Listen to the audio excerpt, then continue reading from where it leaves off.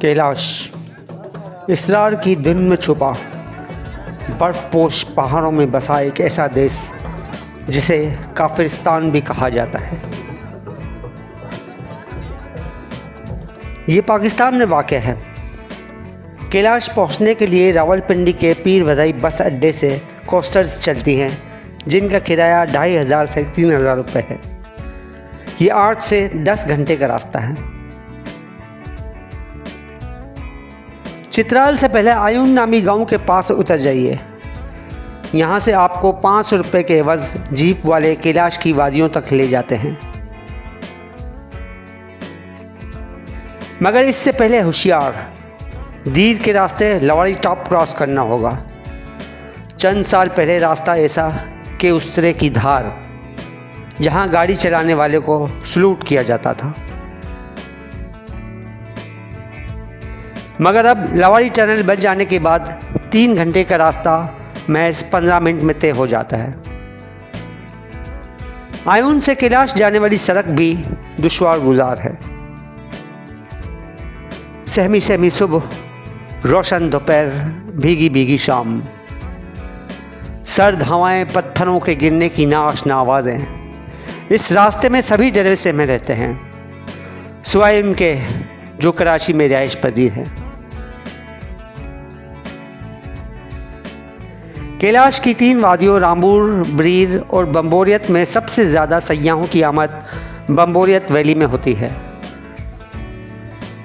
दूसरी वादियों में होटल और खाना नहीं मिलता। ज़्यादातर सयाह खाने के शौकीन होते हैं और अब जानते हैं दुनिया में जितनी लानतें हैं, भूख उन सब की माँ है। बम्बोरियत परियों का देश भी कहलाता है।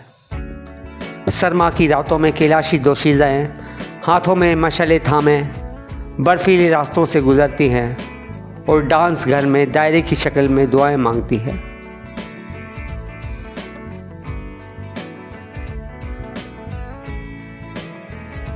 इन मौक़ों पर बहुत से लोग ये समझते हैं कि इनकी ख़वातीन आज़ाद ख्याल और आसान हैं और वो उनसे बुरे तरीके से बेतकल्लुफ़ होते हैं।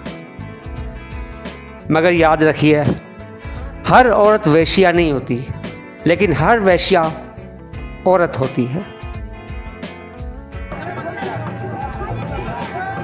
ये लोग सिकंदर आज़म की फ़ौज के साथ आने वाले यूनानी कौम से ताल्लुक़ रखते हैं जो साल में मुख्तलिफ त्यौहार मनाते हैं। एक और मौके पर हम यहाँ पहुँचे तो चिलम जोश का त्यौहार मनाया जा रहा था, जिसमें हम भीड़ में फंस गए मगर कैमरा ऑन था। मगर हमारी आधी उंगली स्क्रीन पर आ रही थी।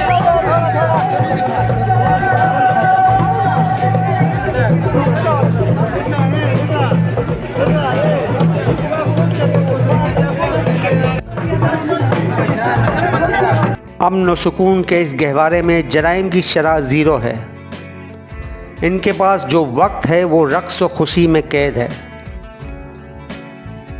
मोहब्बत इनके लिए फ़र्ज़ की मानिंद है।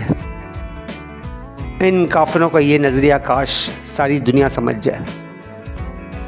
गालिब ने तो बहुत पहले कहा था, मोहब्बत में नहीं है फ़र्क मरने और जीने का, उसी को देखकर जीते हैं जिस काफिर पे दम निकले।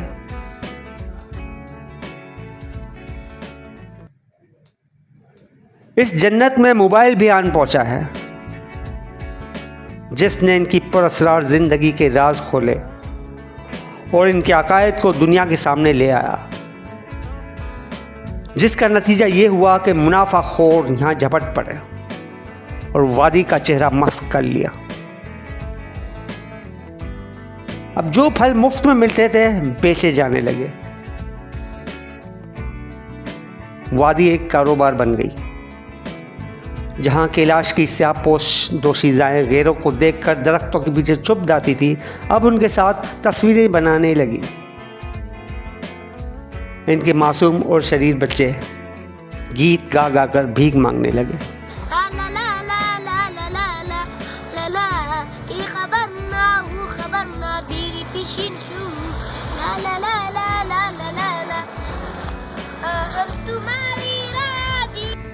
मगर ये अब भी जादू नगरी है, जहां लकड़ी के कच्चे घरों से नीली और सब्ज आंखें झांकती हैं। ये अब भी अखरोट और अंगूर का रस पीकर झूम उठते हैं। अपने देवताओं को खुश करने के लिए कुर्बानी देते हैं, लकड़ी के पुतले बनाते हैं, अपनी रवायात को फरामोश नहीं कर पाया। अगर कोई इनके अकायद पर उंगली भी उठाए तो ये बुल्ले शाह की नसीहत याद रखते हैं।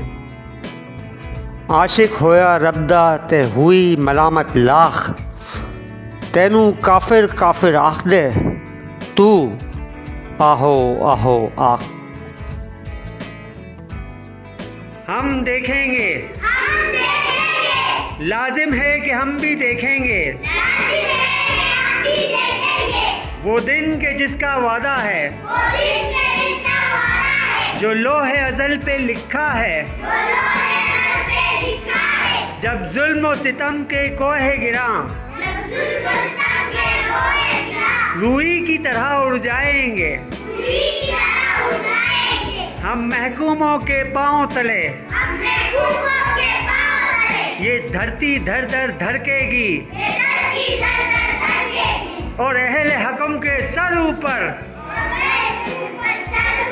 ये बिजली कर कर करकेगी।